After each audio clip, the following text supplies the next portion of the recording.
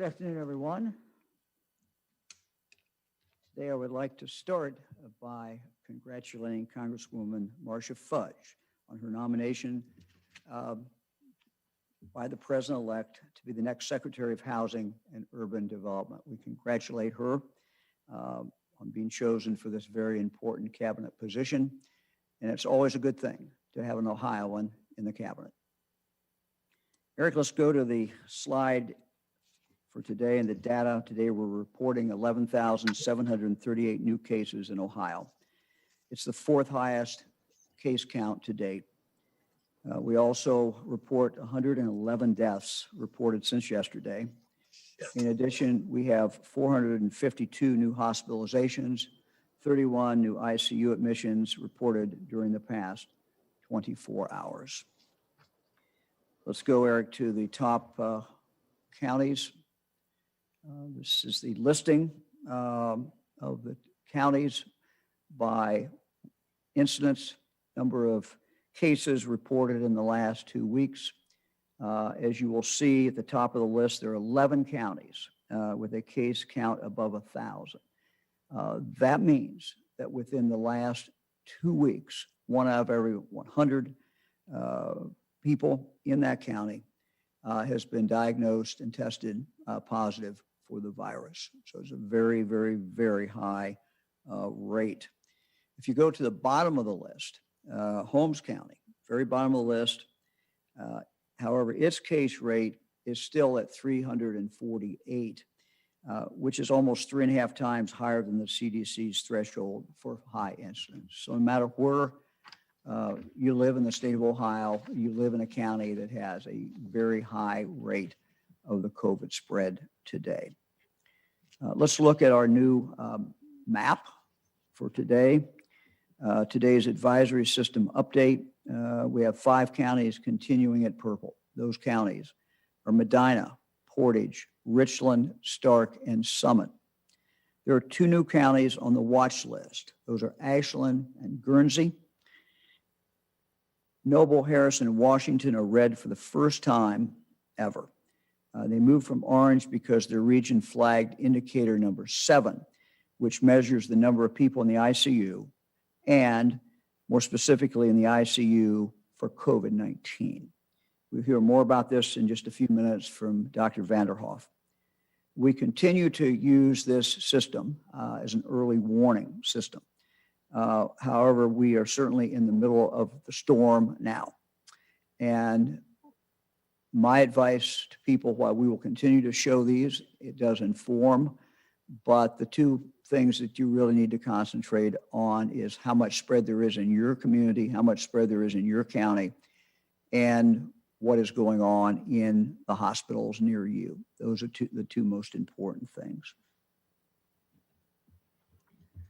Let's turn now to Dr. Vanderhoff for some more information about why the ICU indicator is so very important, especially when the prevalence of the virus is so rampant throughout the state. And there'll be a slide, Eric is going to put a slide up here, which is our ICU utilization slide, which is showing exactly what's going on in the ICU. Dr. Vanderhoff. Thank you, Governor. As you know, our ICUs are where we care for our sickest patients. So it's vital that we always have some beds that are available. Therefore, when an ICU is more than 80% full, it's considered to be very busy. And when a very busy ICU has filled more than 1 out of 5 of its beds with just 1 diagnosis, COVID-19, there is so much COVID in that busy ICU that there may not be room for patients with other conditions. So when we look at the map and see that 5 out of 8 of our regions are tripping indicator 7, and by the way, the other 3 are very close, we know that not only are our ICUs very busy, they're very busy with critical volumes of COVID-19. Doctor, you want to reference zone 8, which is right here. It's the eastern side of the state, because that one is a particular, I think, interest at this point. 51% of the people in ICU are there because of COVID? Yeah, thank you, Governor. Those are very, very high rates indeed. It is, in my clinical experience, almost unheard of to have half of a busy ICU occupied by patients with a single diagnosis. And I think it really points to just how serious the impact of this virus on our hospitals is at this time. Doctor, thank you very much. We may be coming back to you in some questions, but I appreciate it. The next 3 weeks will really be the most important 3 weeks for all of us in this pandemic.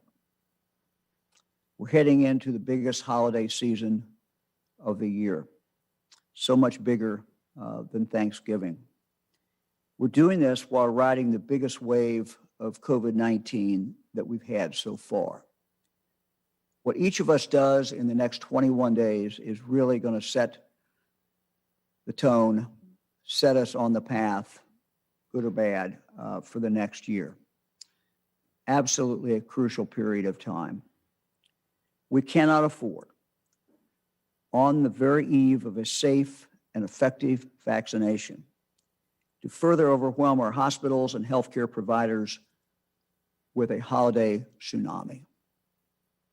As Ohioans, each one of us needs to take personal responsibility. We need to take personal responsibility for what we do not do in the next 21 days.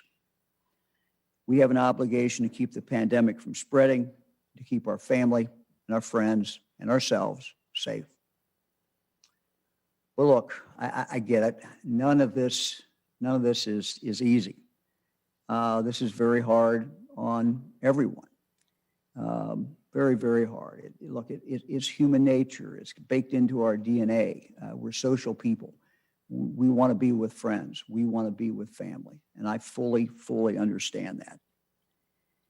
All of this pandemic, now approaching 9 months, has taken a terrible, terrible toll.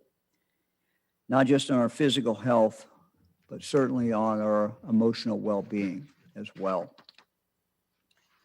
COVID-19 is the single greatest threat to the physical well-being of all Ohioans, the single biggest threat to the mental health of our citizens, as well as the biggest threat to our economic security.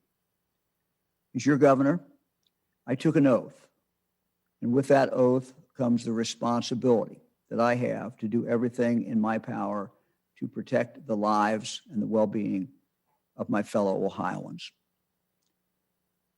Doing this has required some tough, unpleasant decisions. I understand that these decisions have impacted Ohioans in so many, many different ways. I believe that as Ohioans, we can get through this if we work together and do what we need to do in the next 21 days. We can get to the other side. We can celebrate the holidays, however we do it. We can do that safely. We can protect each other. I truly believe that you and your family deserves some normalcy. That's what we all certainly long for.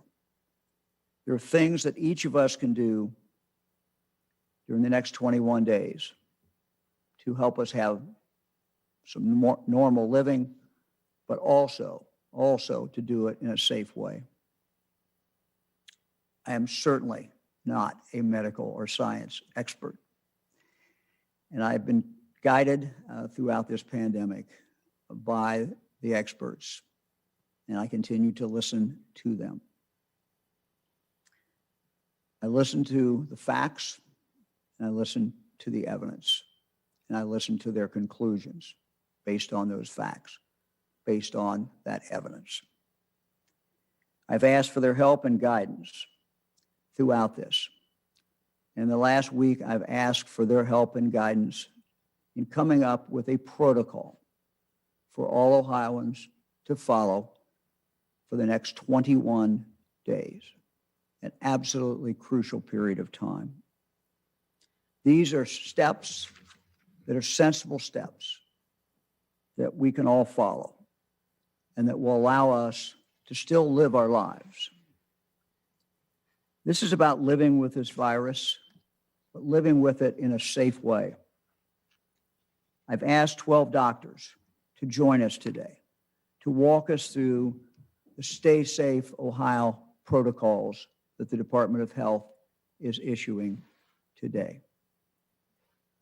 We're issuing these Stay Safe Ohio protocol today, and I believe it is our pathway to getting through this crucial time as best we can. This is what these doctors have developed and what the facts inform them as the most effective protocol to follow. It is imperative that we take an effective, fact-based approach, and these 12 doctors will now explain why these are the essential actions that we should take to get us through the next 21 days. So first we have Dr. Daniel Simon. He's the Chief Clinical and Scientific Officer for University Hospitals in Cleveland. Doctor, thank you very much for being with us. We appreciate it. Thank you, Governor. As I call out to the citizens of Ohio, please stay home. Home is the safest place. Only leave home for household essentials, medical care, work, and school. Stay home to protect yourself, your family, and healthcare workers. You can do it. We need your help because we want to be here when you need us. Please stay home. Thank you. Thank you, Doctor. Next is Dr. Farida Goodwin-Capers, primary care physician for Mercy Health, Hola Medical Center in Warren, in the Mahoning Valley. Doctor, thank you very much. Thank you, Governor DeWine. Wear your mask. Wear your mask when you are around people who don't live with you, when you cannot remain socially distanced or remain 6 feet apart. Wear your mask when caring for a loved one who has COVID-19, and wear your mask if you have COVID and are in common areas in your home. The mask offers a simple barrier to prevent respiratory droplets from reaching others. You must cover your nose and mouth for this to be effective. Since people don't always have symptoms or yet know that they have the coronavirus, consistent mask use will help prevent spread. It's the simplest, most compassionate gesture you can make to protect someone else. Thank you. Doctor, thank you very, very much. Next, we'll go to Dr. Jody Jerome. She's an OB/GYN with Ohio Health Physicians Group in Athens. She's also the Associate Dean of Curriculum at Ohio University's Heritage College of Osteopathic Medicine. Doctor, thank you very, very much for joining us. Thank you. Thank you for the introduction. It's so important to keep your distance. When you must be near others, choose to do so in the safest manner possible. It's important to keep your interactions short and stay apart whenever it is possible. The more people you come in contact with and the longer you spend together, the higher your risk of becoming infected or spreading the virus to others. Please keep your distance so that we can look at next year's winter season in a very different way with our families and friends. Doctor, thank you very much. Next, we'll go to Dr. Susan Kaufman, Medical Staff President, Lima Memorial Health System. Doctor, thank you. Thank you, Governor. I wanted to talk with everyone about hand washing today and how important that is. The CDC says that's one of the most important things that you can do to protect your family, your children, your loved ones from disease and illness. The way you wash your hands is very important. You need to use soap and water and wash your hands for 20 seconds to get all the germs off and then rinse them clean. When you wash your hands after you've touched anything dirty, been in a public place, touched an animal, or before you prepare food. If you can't wash your hands, please use a sanitizer such as 60% alcohol solution for a hand sanitizer. That would be when you're pumping gas and you just don't have soap and water available. Also, avoid touching your face, your nose, your mouth, your mask when you're out with dirty hands. In conclusion, please don't forget to wash your hands, physically distance, wear your mask, and care about all those people in public places. Thank you. Doctor, thank you very much. Next is Dr. Roberto Colon. He is the System Vice President of Quality for Premier Health and Associate Chief Medical Officer at Miami Valley Hospital in Dayton. Doctor, thank you. Thank you, Governor. We want to also encourage everybody as much as possible to be working from home. We know that this pandemic has created a new opportunity for many to be able to start working remotely. And this is a way for us to be able to reduce work-related exposures. Touching in with that would be the ability to move a lot of our meetings from face-to-face in a room to a virtual environment. This allows us to still stay connected to one another in our work environment, but maintains that safe environment. And we want to be able to reduce the amount of exposures and be able to protect everyone. Realize that there are many benefits that may come from being able to work at home for many of us who will have additional flexibility and some autonomy when we are able to move out of our traditional work environment that may lead to healthier diets and an ability to exercise in many situations as well. So for those of you who are able, please maximize your opportunities to work from home. Thank you. Doctor, thank you very much. Next is Dr. Virginia Hola, Konova, Chief of Staff at Paulding County Hospital. She's once again stressing the importance of staying at home. Doctor, thank you for joining us.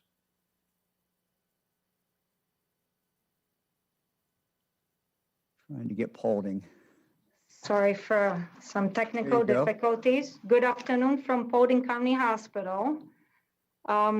At present time, the main reason for staying at home advice and practicing social distances is rapid increase in COVID positive patient and exponential increase in hospital admission. Our Paulding County has the same statistics as rest of Ohio. For every 100 positive COVID patient, approximately 10 of them will end up needing hospital admissions. I know we all are getting very tired of not being able to live our lives like we did prior to February 2020. We are getting very close to be able to start vaccination, and I strongly believe that this will help us to solve and improve the COVID pandemic problems. But till this happens, we need to slow the transmission of this virus. This will help to keep hospitals available for very sick patients. This will help to decrease the death rate from COVID and COVID-related complications. And so social distancing and staying at home as much as possible is the best advice for all of us. Home is and should be the safest place for everybody. We should try to limit the leaving home only, as said before, for household essentials, medical care, work, and school.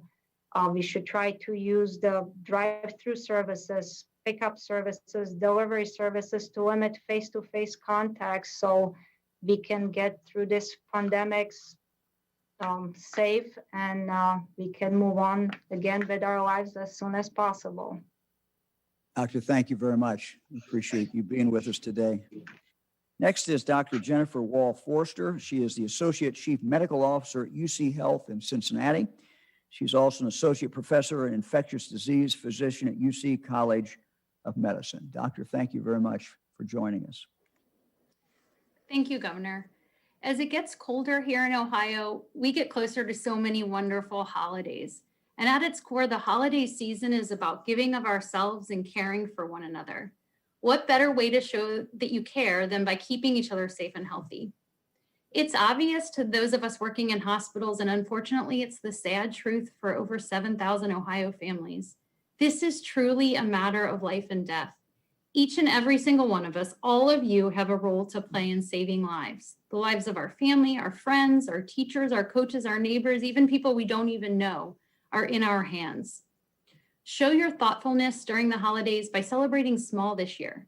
Do something new with your household. Solve a new puzzle, play an old board game, read a classic novel, and binge watch a new show or 2 or 3. Remember, older family members and those with other medical conditions are particularly vulnerable to serious illness with COVID-19. Celebrate with them by phone or Zoom or letters. Let them know how much you love them by being virtual. We are in the hardest part of the pandemic right now. Hospitals are packed with sick and dying people. I know all of you are tired of hearing about COVID. Frankly, I'm tired of talking about it, but I'm more troubled by seeing families lose their loved ones. Again, more than 7,000 Ohio families are going to be mourning a loss this season, but it doesn't have to continue. To get us to the home stretch, know that what you do matters. We are all in this together, so please do your part to protect the lives of others so that we can be part of the holiday festivities, the birthday parties, the anniversary celebrations that we can plan on having next year and the years to come. I plan on celebrating big the day that we can finally safely take off our masks. But for now, I hope you will join me in celebrating small. Doctor, thank you very much. Let me now go to Dr. Dan Grease, Vice President, Physician Services and Chief Medical Officer at Memorial Health in Marietta. Doctor, thanks for being with us. Well, thank you, Governor. I'd like to remind everyone today that we really want you not to eat or drink with anyone outside your household. Eating and drinking with others outside of your household is risky because these are 2 tasks you can't do with a mask on, and therefore limiting meals to those within your own household is safest. But I would like to recommend that if you do need to get meals out, that home delivery, curbside pickup, drive-through windows, and takeout services are really the best options if you need to get meals out. We need your help, Ohio. We definitely need your help to get through this. We can do it. We can get through this phase together. So please don't eat or drink with anyone outside of your household. Thank you, Governor. And on behalf of Memorial Health System, we appreciate you allowing us to participate today. Doctor, thank you very much. Our next guest today is Dr. Shami Fuller, Medical Director of Pulmonary and Critical Care at Ohio Health in Columbus. Doctor. Hi, thank you, Doctor. Thank you, Governor. We'd like to advise Ohioans to avoid travel. This is really the holiday season to enjoy it close to home. When we travel, we expose ourselves to more people, and that person-to-person spread is really what the virus needs to grow and contaminate more individuals.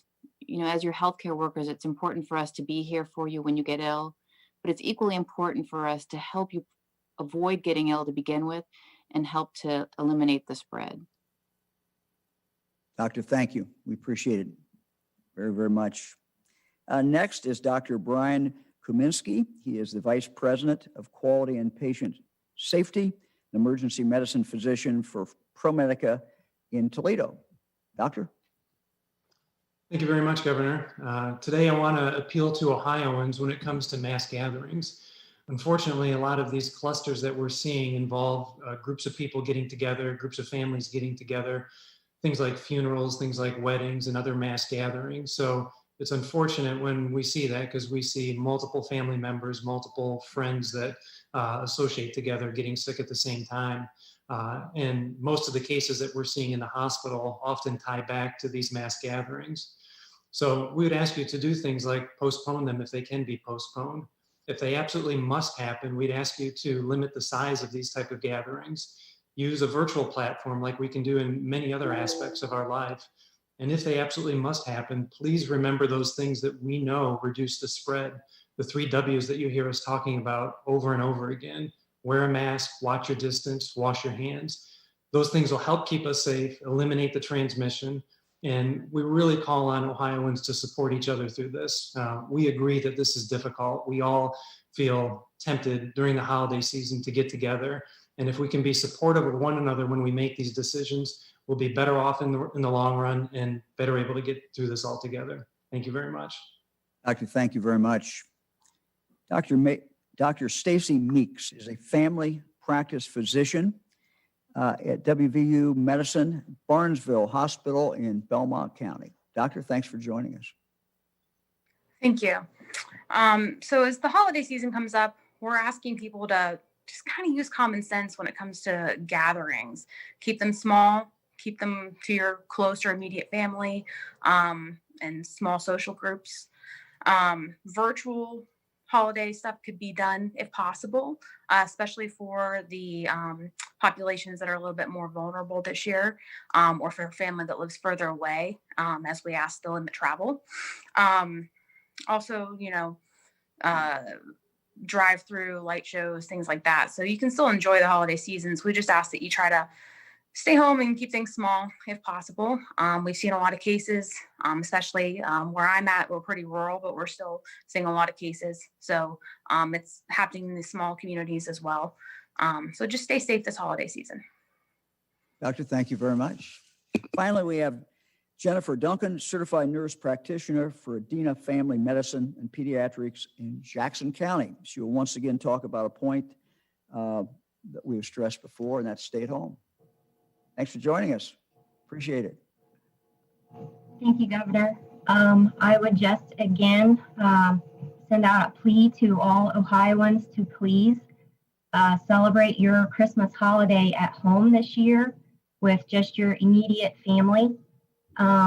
What we do know about this virus is that you can spread it before you know that you even have it. So even if you feel well, you still could be carrying the virus. You could still transmit it to somebody unintentionally. I would encourage you to utilize virtual tools to have your holiday celebrations.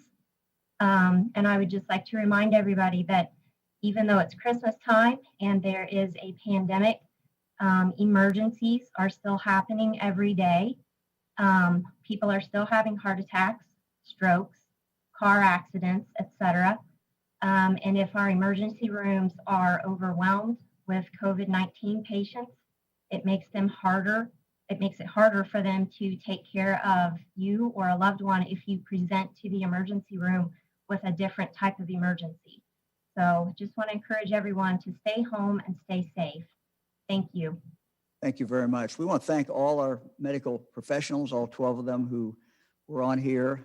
We appreciate it very much. We appreciate the advice that we get from them and that we get from doctors, medical professionals, health experts across the state. We appreciate that very, very much. These will be posted. Stay Safe Ohio Protocol, Department of Health is issuing today. Those will be up on our webpage. Those will also be appearing in newspapers, and those will be available.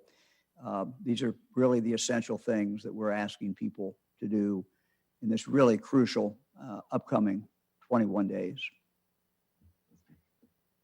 3 weeks ago, the Ohio Department of Health issued an order that requires Ohioans, with some exceptions, to stay home from the hours of 10 p.m. to 5 a.m.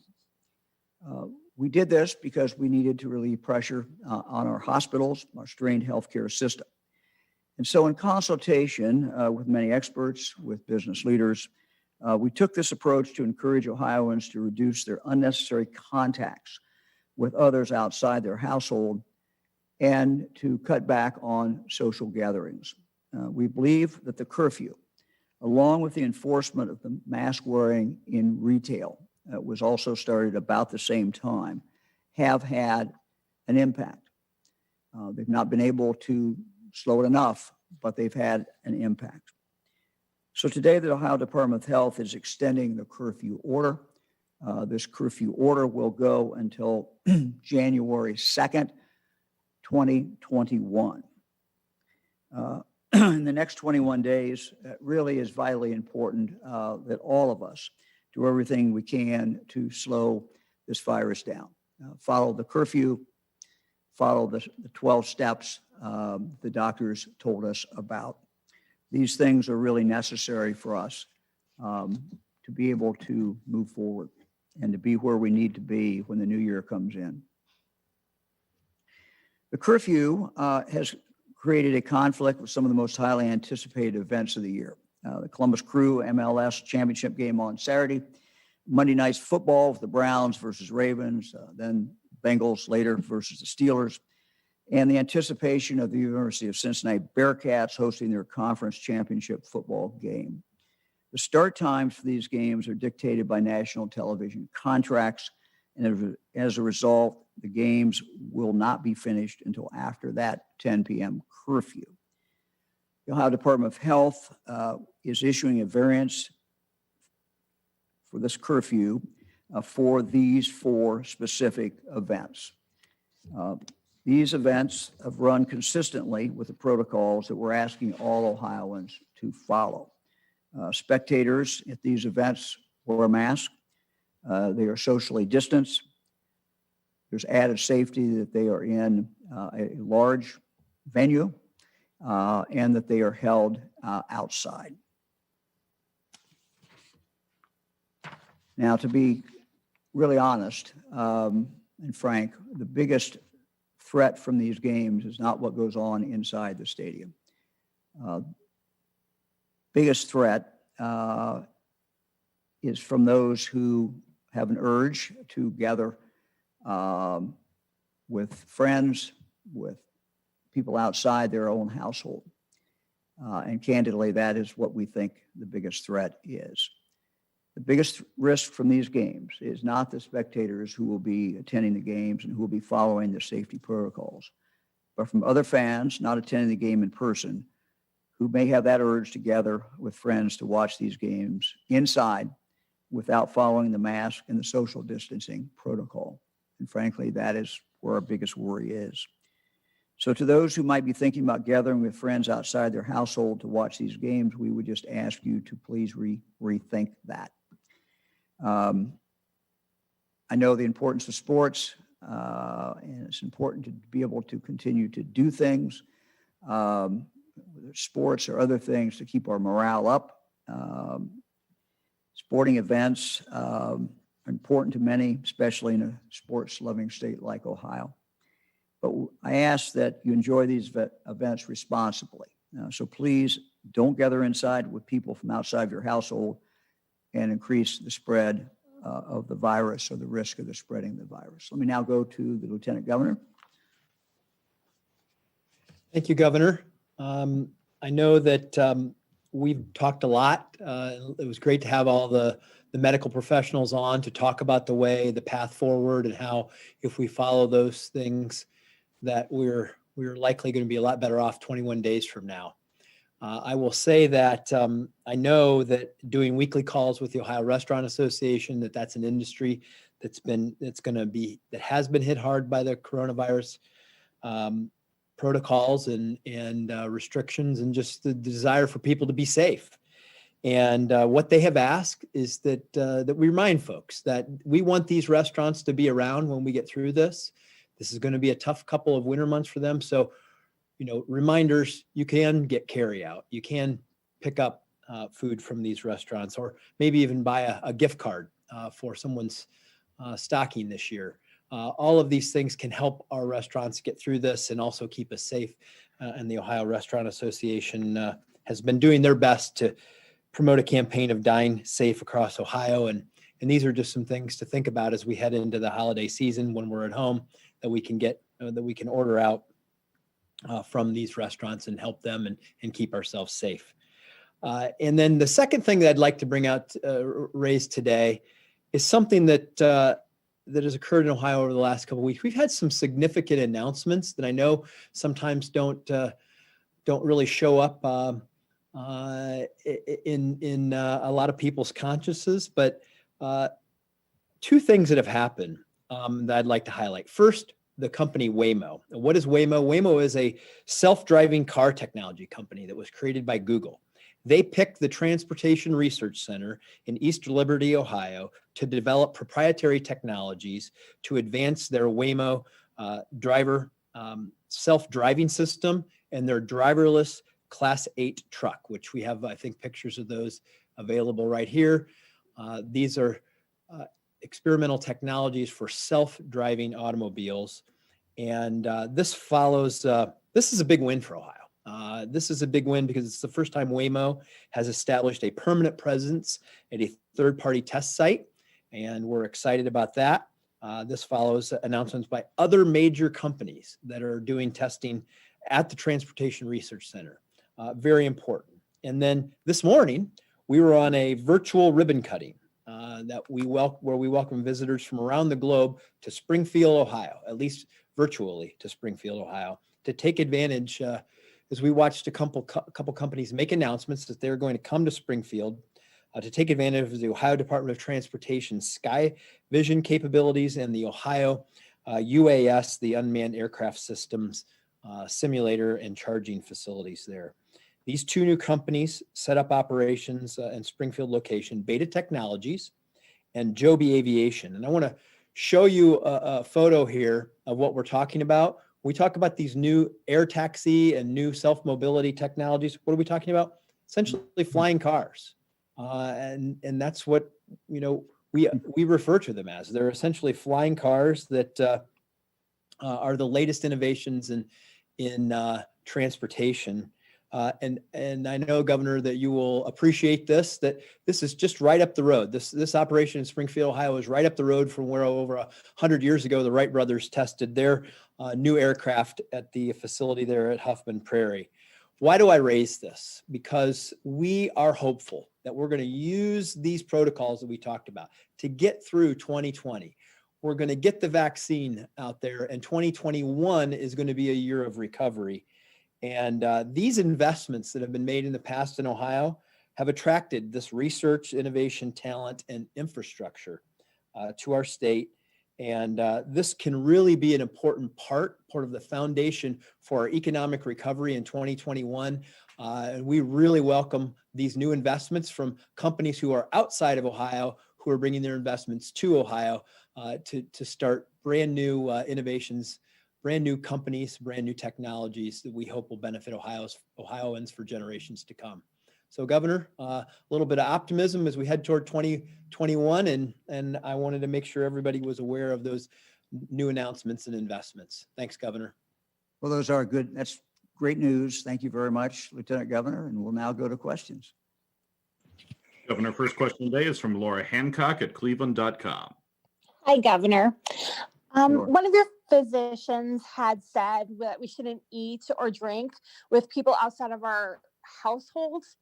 How is this going to keep restaurants open?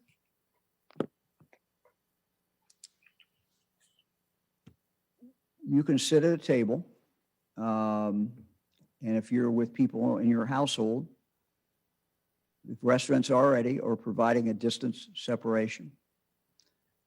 So what it means you should not do is have a table and have 3 different couples or 3 different families together.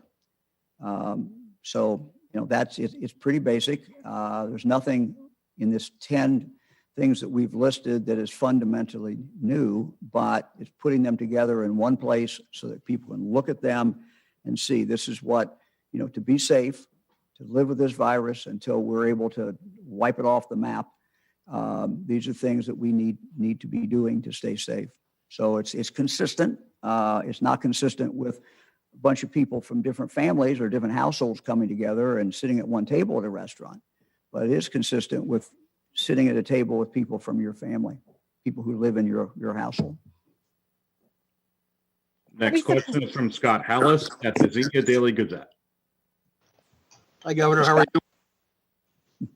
Good. So the state has been very lenient with the school districts, letting them kind of make their own decisions about whether to stay open, whether to close, go remote.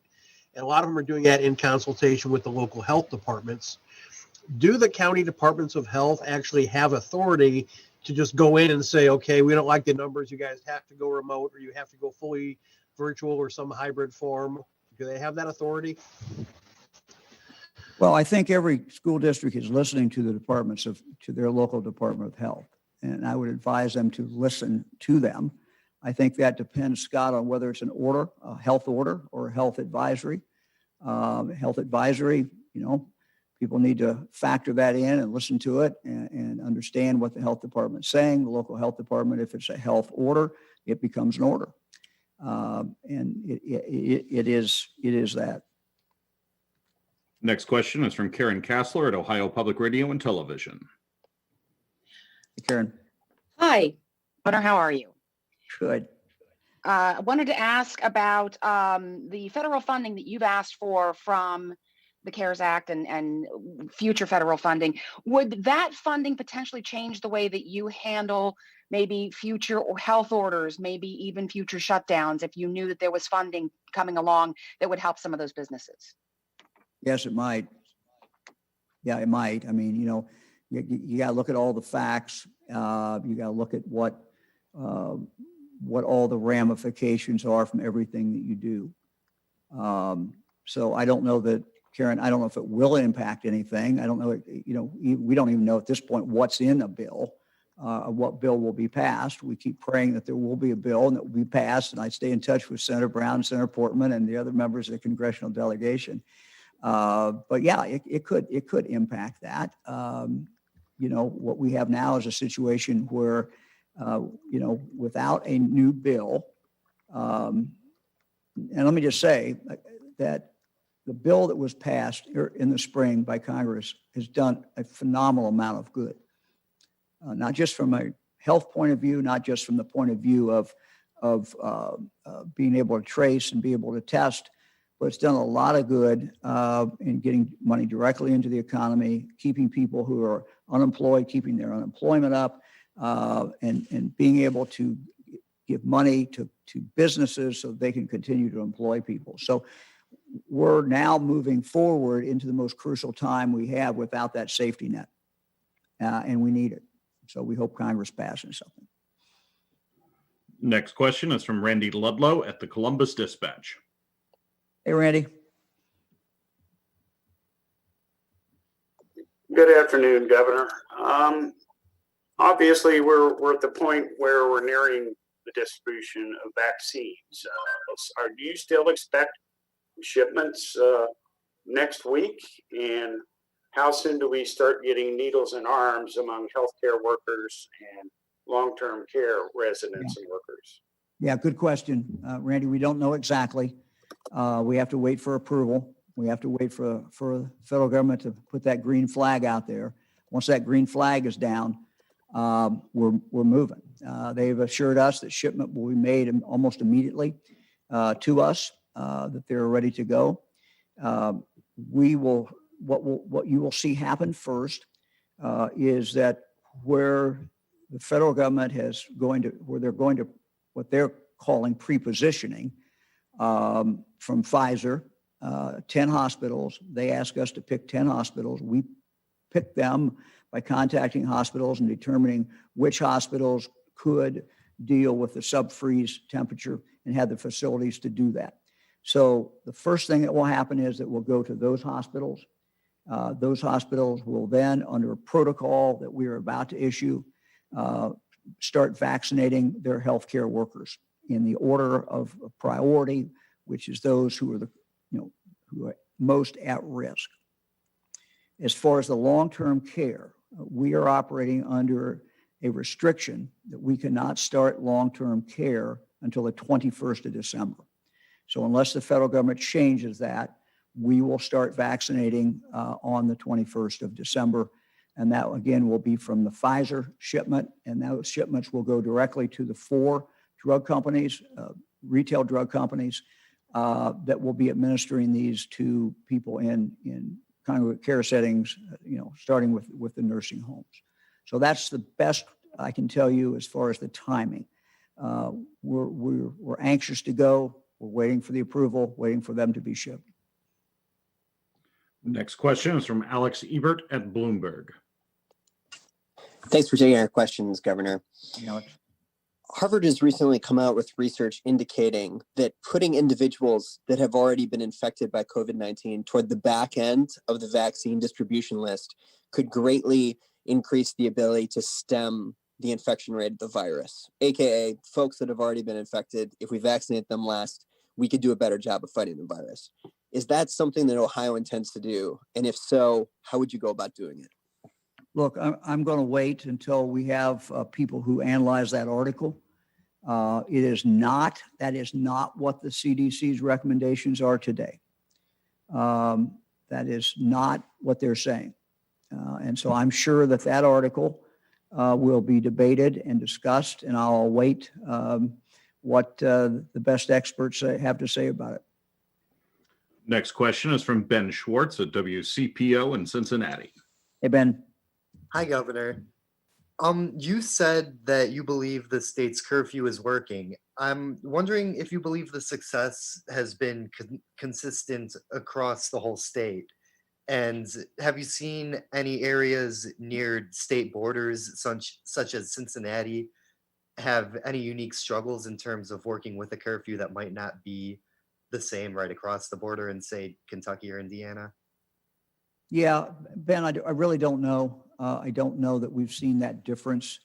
I think what's difficult is, like a lot of things in life, you're trying to accomplish something and you do a number of different things, and you never know what really works for sure. You can guess at it. I mean, we're doing three things kind of came together. One is, I think, a realization by people the seriousness of this virus, as we saw, cases go up, as we saw deaths go up, as we saw more people into the hospital, and our hospitals getting filled. People started seeing that. They started hearing from medical professionals in their local counties, in their local areas of the state. I think that's one. Two is the curfew, and three is the fact that the masking is now fundamentally better than it was 3 weeks ago or so. And that's because we put on an order we had the order in place since July, but we started actually sending agents out to enforce it. And so we are now still running better than 90% mask compliance statewide. So those three things came together at the same time. And I think it's probably impossible to pull out from that what had the impact and what didn't. I happen to think that all three of them had an impact. I don't know what percentage each one had, but I think all those three things coming together made a difference. And what it's enabled us to do, I think is blunting a little bit of the rise. The rise is not as steep as it would have been, but we're still, as you saw by today's numbers, they're horrible numbers. And, we know that when we see this many cases, we know that we're going to see hospitalizations in 2 weeks, 3 weeks from that, and we're going to see more use of the ICU. So we think these have had an impact, but certainly we've got a ways to go and we have to do more. Next question is from Brittany Bailey at WBNS in Columbus. Good afternoon, Governor. Thanks again for taking our questions today. I did kind of want to follow up on what you were just saying. You've released, along with the Ohio Department of Health today, this list of new protocols, mostly, again, just guidance. And you just talked about how we need to do more. The numbers are still very scary and could get even more so in the coming weeks. Have you felt that you wanted to do more than you have been able to, perhaps because of political pressure? And if in your ideal world, what would you be asking or enforcing Ohioans to do right now? Well, in the ideal world, we'd be doing what we're doing. It's certainly not ideal to start closing things down. There's ramifications that come from that. I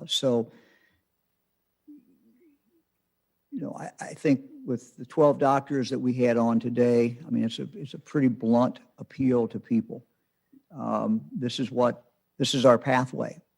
This is what we need to do to set us up to go into the new year. No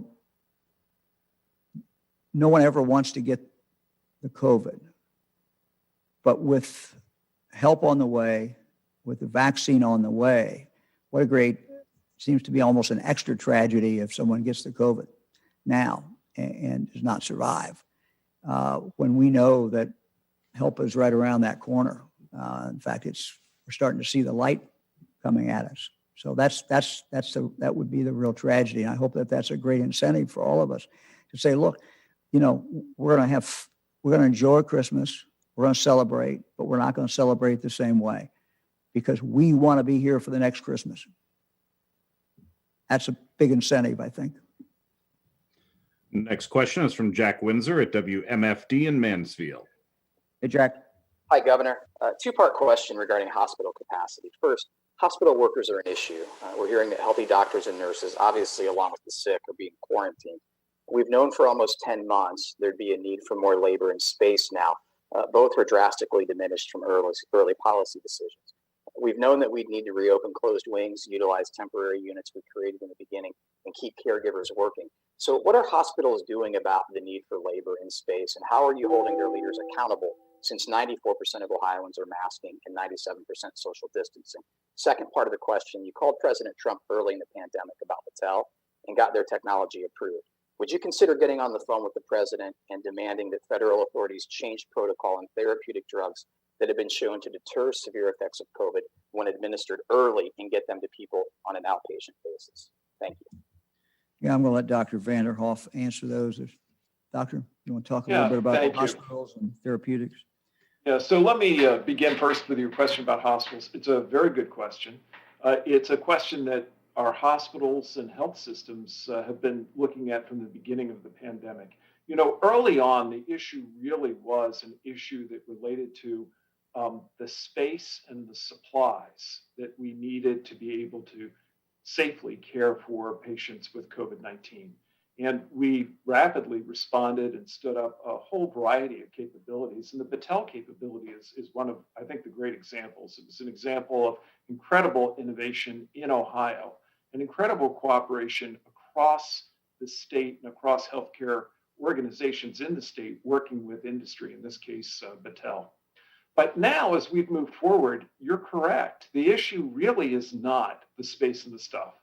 Our hospitals, in fact, have been able to activate units. They've been able to repurpose units and physical capabilities extremely rapidly. It's really been the issue of personnel. And here's the challenge.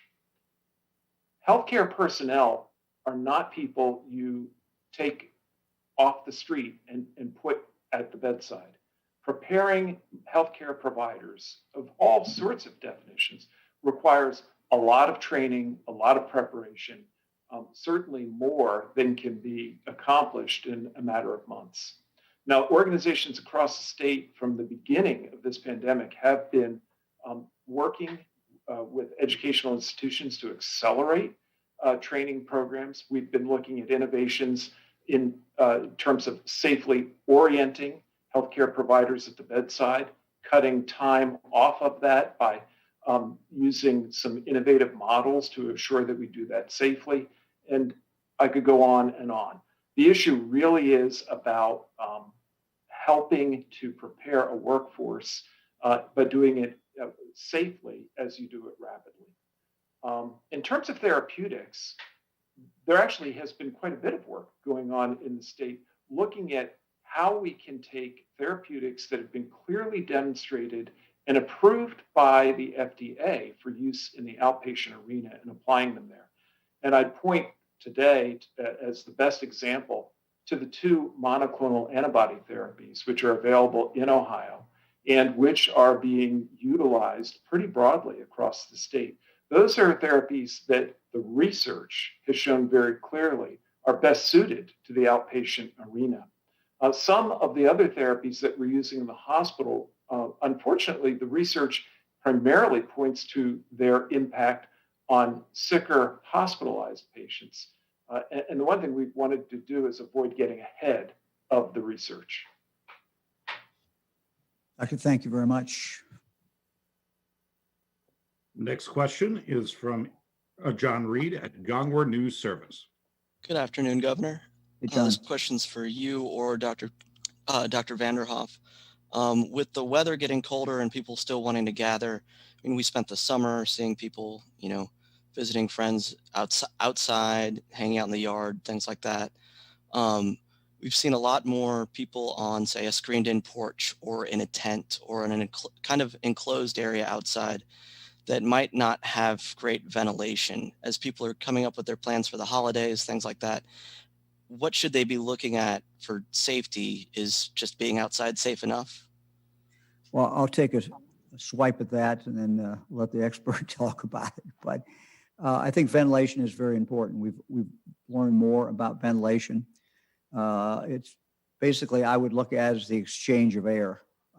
We've learned that this is important inside, that there, you should set your air conditioner, your heating system, so that there's, significant exchange, more exchange. So while outside is better, I suppose if you're in a situation that you're in a place where there's not much exchange of air, that probably is not a great thing. Doctor, I'll turn it over to you. Thank you, Governor. Actually, I think the governor answered the question extremely well. The one additional point I'd ask people to consider is, look, in whatever space you're in, think about how many people you've got in that space and how much ventilation you think you can achieve in that space. We really, at this time of year, just cannot have crowds, whether it's in an outdoor tent or inside with windows open. The ventilation issue, as we've learned more about the way that this virus spreads, which is through the air, is really, really an important one. There's things that we have done. Campfires, have a campfire, and not a whole lot of people around, but a few people around wearing masks. But some of our family members outside. So I think these are things that we all can do. Again, it's beautiful day to day, but it's obviously getting colder, and that's tougher to do as you go forward. But whatever can be done outside, where you've got that air movement, is certainly a lot safer than doing it inside. Next question is from Adrian Robbins at WCMH in Columbus. Hi, Governor. Thank you for taking questions today. Reading from your Twitter last Friday, it says the curfew mask wearing retail inspections have helped, but they haven't helped enough. We'll have to do more. We don't have a choice. Today, it sounds like we're doing much of the same with an extension of the curfew and the retail inspections. And then the protocols, again, are much of what we've been hearing during this whole pandemic.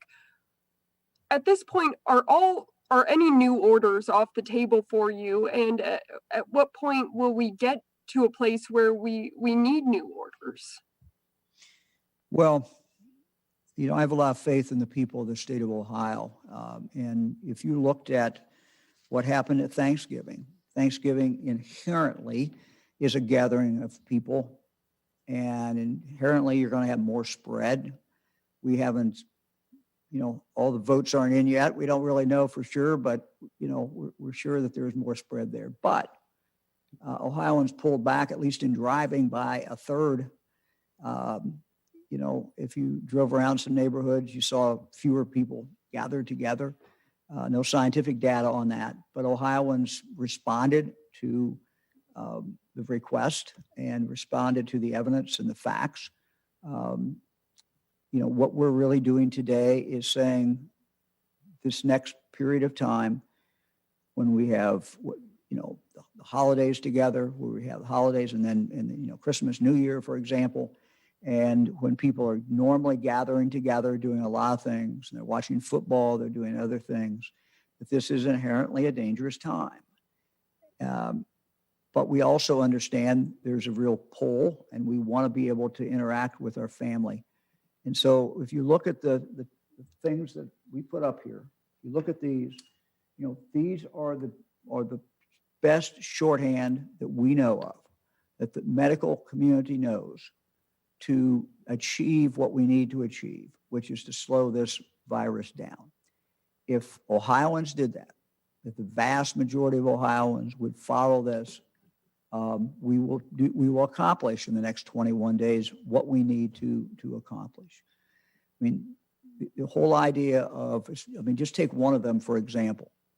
If you're around someone who you don't live with, wear a mask. It's kind of easy to say. Sometimes it's harder for us to do.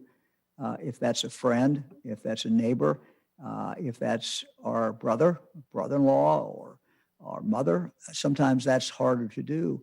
But if we can do that, that one of those 10, we would achieve a tremendous amount.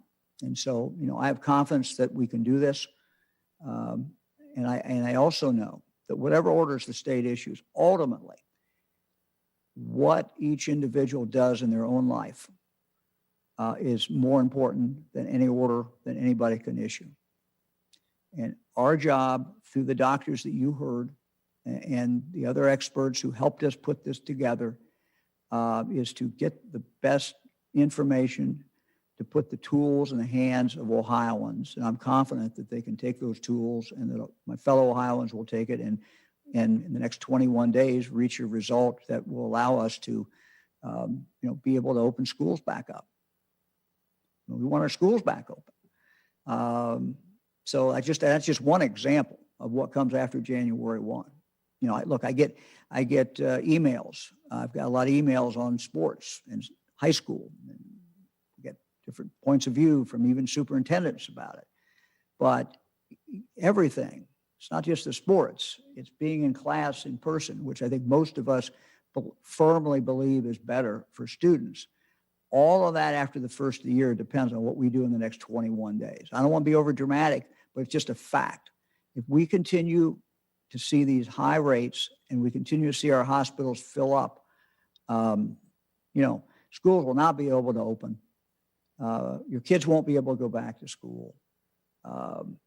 Things will not be where they need to be. Why? Schools won't be able to put bus drivers in the bus. They won't be able to put teachers in the classroom. They'll have too many kids quarantined. So this is really going to depend on, until we get the virus, until we get the vaccine administered to enough people, we got to live with this. And the way we live with it is by following these 10 items. Thank you. Governor, could I add one thing to that? Because I know a lot of times when we put things out there and somebody sees that list of 10 things, when you see that list of 10 things, we're not talking about what somebody else should do. We're talking about what you should do. And don't think this is all of us as individuals owning this responsibility for the collective good of our state and our communities and our kids, schools, and healthcare workers. We all got to own this. Next question is from Jim Oddie at WHIO in Dayton. Hey, Jim. Governor, you talked about the sporting variances. I'm thinking about religious ceremonies and events, primarily midnight mass, things like that. Can you speak to the issue of whether or not those religious ceremonies and holiday events are covered under the curfew or not? Well, Jim, when you ask about midnight mass, that's the exact question that about an hour ago, my wife Fran asked me when we were talking about these. And the answer is that they are not impacted. Any religious service is not impacted. We always ask people to be careful. We ask people to wear masks, but no order we've issued, no curfew, nothing impacts religious services. Next question is from Jeff Reddick at WSYX in Columbus. Good afternoon, Governor. Hey, Jeff. To check what data or number you're using to determine that there has been a slowdown. We've set new daily case records Tuesday, again, almost today. Positivity just had its first slight tick downward, first one since September 24th. So what number or numbers support the idea of a slowdown right now? And what about that supports trying a curfew? Jeff, if I said slow down, that was wrong. I should not have said slow down if that's what I said. What has happened is that the rate of increase has slowed. The rate of increase has slowed. That's why we can't declare victory. That's why I can't tell the people of the state of Ohio that we're doing great. What I am saying is I think some of these measures have helped. That's good, but we got to do more. Next question is from Spencer Hickey at Hannah News Service.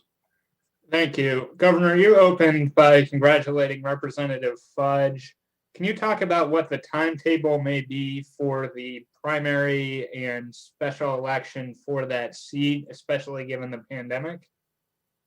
No, that's something I want to talk to the Secretary of State about and talk to others about. And I really have not thought much about that, but that is will be my job to do, and I intend to do it. But I don't know, what we will be doing or what the date will be. Next question is from Jackie Borchert at the Cincinnati Enquirer. Hi, Governor. Jackie. Hi. So today you're not issuing a stay-at-home order, but you're telling people to stay home, to not go to restaurants with friends and others. All of that is going to have an economic impact. How do you plan to help small businesses who see revenues drop in these final weeks of the year and employees who may lack work protections? Well, Jackie, you're absolutely right. This pandemic has impacted business, certainly impacted retail, particularly impacted restaurants and bars. Our orders have as well, particularly with restaurants and bars. What we put up today are not new in the sense of, that has been the medical recommendation for a long, long time. I still believe that the biggest threat to our economy and what I worry about just from the economy point of view and from the jobs point of view is a virus flaming up totally out of control. We cannot allow that to happen. And so there will be many more ramifications if our hospitals are filled, if we don't have enough healthcare workers. There will be long-term damage to the state, and it will be harder for us to recover, and there will be more economic damage during this period of time. So doing the safe things is consistent with knocking down this virus, and knocking down this virus is absolutely essential for our economy to be able to continue to move forward. We're looking for help from the federal government. And you talk about those small businesses, you talk about those employees. Federal government came through very, very effectively, and we hope that they will do this again. I hope they understand the gravity of the situation in Ohio and in other states. Governor, if I could add a couple things to that. Jackie, that's why we encourage folks to order out from their local restaurant. What I mentioned earlier, gift cards from restaurants, local businesses, online purchases locally, all of those kinds of things are helpful to businesses. But I do want to emphasize something. Presently, $5 billion in rebate checks from the Bureau of Workers' Compensation are starting to land in the bank accounts and in the post office boxes of businesses across the state. That $5 billion is more than all of the other relief that the state has provided to businesses during this pandemic so far. This is a huge amount of inflow of support that's coming, we hope, at the exact right time. We do need federal help with another round of PPP. That would be, if we could get that done this week and businesses knew they had that lifeline, that would be fantastic. But just know that those dollars are landing in the bank accounts of businesses, small employers, job creators across the state right now, which we hope will have a major impact. Next question is from Andrew Welsh Huggins at the Associated Press. Hi, Governor. Andrew. Somewhat related follow-up question, I think, for you and or the Lieutenant Governor. Could you just address we saw this week a pretty big spike in initial unemployment compensation filings, and also the continuing claims have ticked up a little bit. And, I still hear from individuals who are struggling to navigate the compensation system. A woman I spoke with recently who was overpaid by accident and now months later still struggling to deal with that situation. So if either of you could just address the fact that those claims do continue to go up, and then just again the issues some people are having with the system. Sure. You want to take that, John?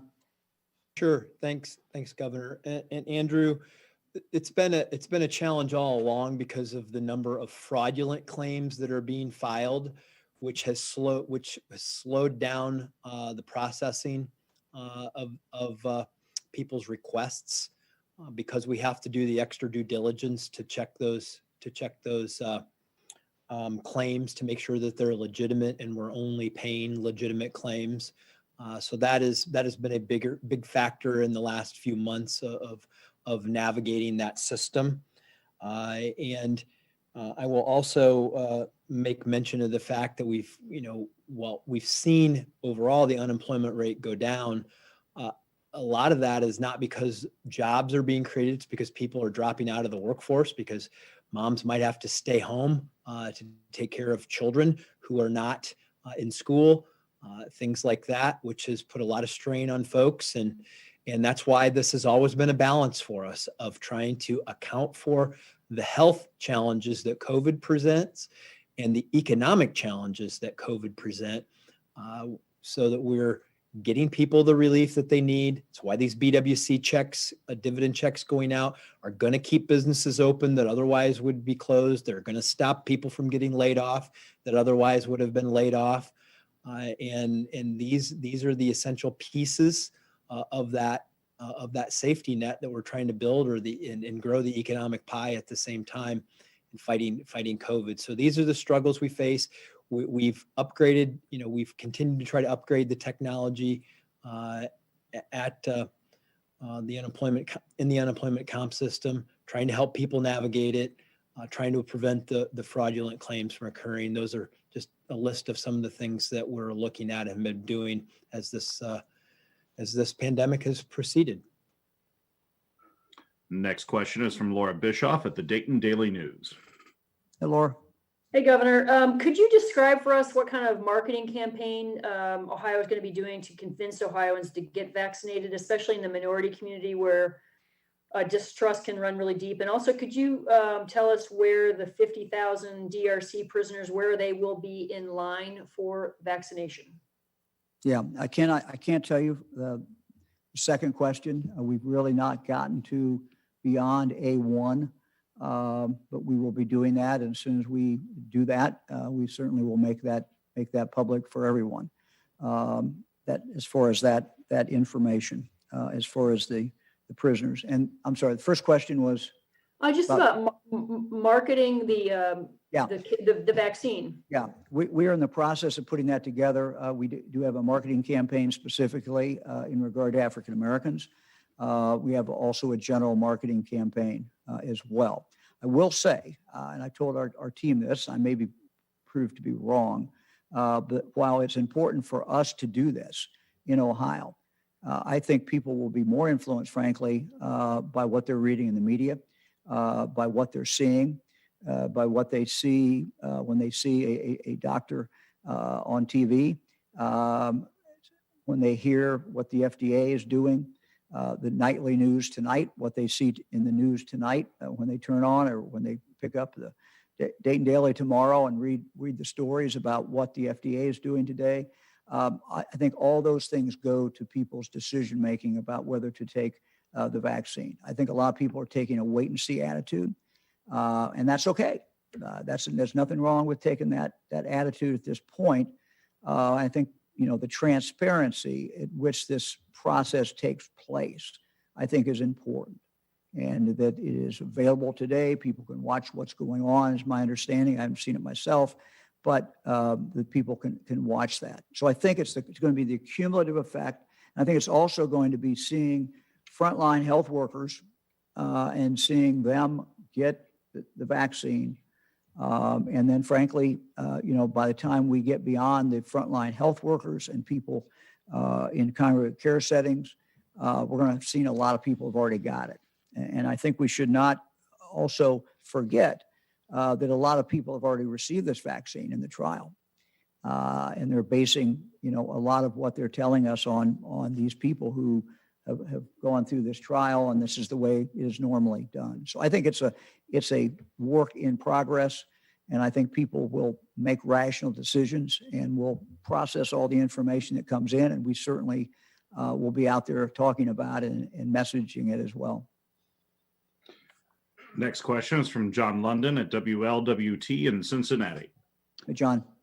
Hi, Governor. Are you contemplating any changes to winter indoor sports, and how soon, this is something our viewers want to know, how soon will relatives get to see their loved ones in nursing homes once those relatives and loved ones are vaccinated with both shots? Yeah, that's a good question. We don't know the answer to that yet. As far as nursing homes. Now, as you know, nursing homes there's visitation. It's a limited visitation. And sometimes, as I've heard from people, it's an unsatisfactory visitation. But for the last few months, we have opened it up. First, we did in the summer with outdoor. Now we've opened it up. And of course, it ultimately then is up to the nursing home today. But your question is a very good one. I don't know the answer yet. I think we're going to have to see and get advice from medical professionals, in regard to that. As far as winter indoor sports, let me talk about that a minute. I have received in the last 5 days a lot of emails from superintendents, and some have said to me, please let us make the decision about what our team plays, basketball or whatever the indoor sport is. Don't take that decision away from us. I've had a number of them also tell me, you need to make this decision, Governor, because it's difficult for one school to make that decision. And there needs to be some uniformity. And that really we would like to take a pause in winter sports with the idea that we will end up being able to play more if we take a pause and get through the next few weeks. Those are both very legitimate positions. As you can tell today, we have not ordered, at least so far, anything in that area, but we're hearing from both sides on that. And, the thing that I would say is we have asked the schools, be very careful. The focus has always been from going back, clear back when we were dealing with the NCAA back last March. We never closed the NCAA games. What we've said is don't have spectators. And so we've always put a premium on people being able to play the game. What we've said to our high schools and junior highs is kids can play. That's your decision whether they play or don't play. But, you should limit the number of people who are spectators. We would highly recommend those be limited to parents so that parents can go and see their child play, but not open it to the general population. And again, that comes back to the fact that these are indoor activities. Next question is from Kenny Bass at WCHS in Charleston, West Virginia. Hey, Kenny. Hi, Governor. I'm not an epidemiologist nor a medical expert, and I'm not criticizing any actions you've taken nor questioning your constitutional or gubernatorial authority. But there are many questions that very smart, intelligent people have raised about curfews and about restaurant limitations and bar limitations, et cetera. And that the reason that stuff can't be tracked mathematically or scientifically is because that data just doesn't exist. So this may be a strange question and I apologize, but how much of science and medical and what we know to fight the virus from all the experts is driving you to make decisions? And have you had time for self-introspection to ask yourself, how much is it the human nature of wanting to do something to stop the spread, even if it might not be the most scientifically based or proven to be effective? And that's not a criticism because that's human nature to want to do something. Have you had a chance to look at yourself and say, what am I doing here? And have you looked at that? I'm not much good at, doing introspection of, what makes me tick, but I'll try. I felt since the beginning of this pandemic that there's a real sense of urgency. And I think the lesson that you learn from prior pandemics and anytime you have a situation like this is the earlier you can move and the faster you can move, the better you are. So we try to take the things that we know will make a difference. Those are maybe easier. The things that we think will make a difference maybe are not as easy. But let me take an example because it was in your question, the curfew. What the curfew is based upon is science. It's not based upon an example where a curfew was put in at this time and therefore there was this drop, although there may be some evidence of that.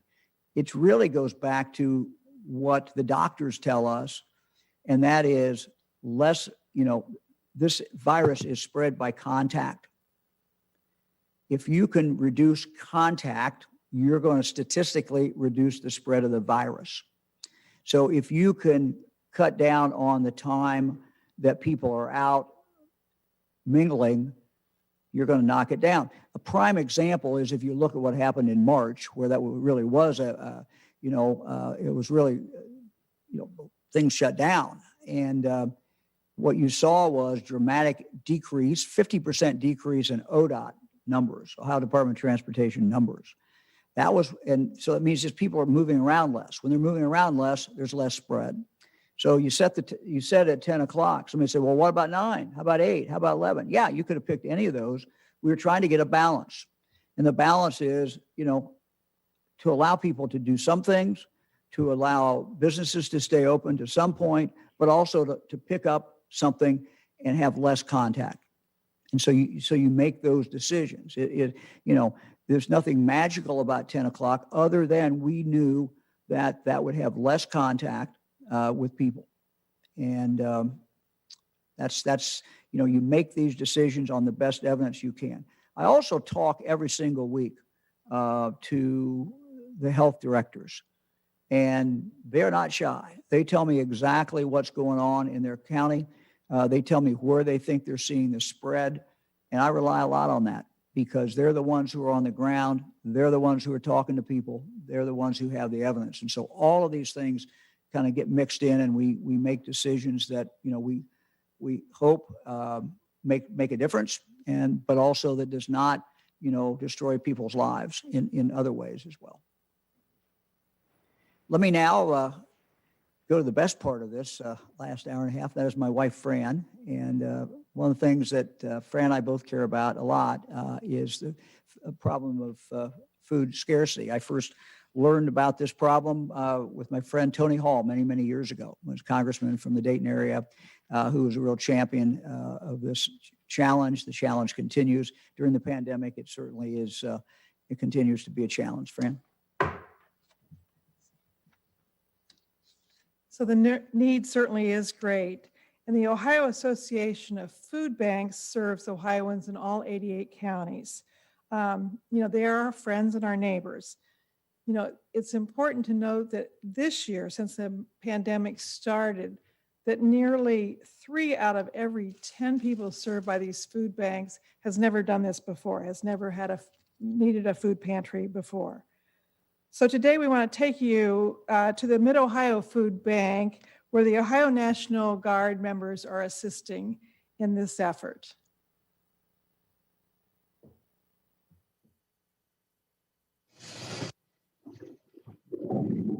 I've noticed what COVID is doing to people in general, let alone our community. And when I heard about this, without hesitation, I need to be on this. I need to know I'm offering help and assistance to my neighbors, my friends, my families, and the people that I don't know, because we're all in this together. This is my first mission at the Mid-Ohio Food Bank and in general. We are here serving families in the community and actually throughout the state. And we are, as soldiers of the National Guard, are providing help and extra hands for the food bank in general. Good morning, ma'am. After the pandemic hits, we see that a lot of people having problem with losing their jobs, a lot of people not working, and us wearing this uniform represent to help the people of Ohio at the same time, the American people in large. There is people coming for their first time, and we usually have some days like we have 50 people. They're new, and the number keep increasing. But every week we have like 50, 100, or 200 families, new families, every week. And we keep doing what we're doing, and we keep helping them. So we don't question anybody, it's their lives, but we are here if they want it. The food, the help, the assistance, a smiling face that they probably haven't seen in a long time. You're welcome, anytime. That's what we're here for. We offer diapers, dog food, cat food, because people have animals that they treat as children, as family. And if they're not able to feed them, that's a whole new consequence of what COVID has provided. I know as of right now in our tent that we use, there's flowers. So as a positive, we provide flowers for our people, for the community. And this is for you, ma'am. You're welcome. It's just as a little thank you, as a little pick-me-up. Like, other than food, we know that other things are going on, but this is for you. Working here in this mission is something you face the reality of how people are struggling with this COVID-19 and how you put a smile on people's face and hope and make the children happy and give everybody a sense of hope. This has brought us together to know that we are all human. We all are going through things, and we all aren't able to get through something so difficult alone?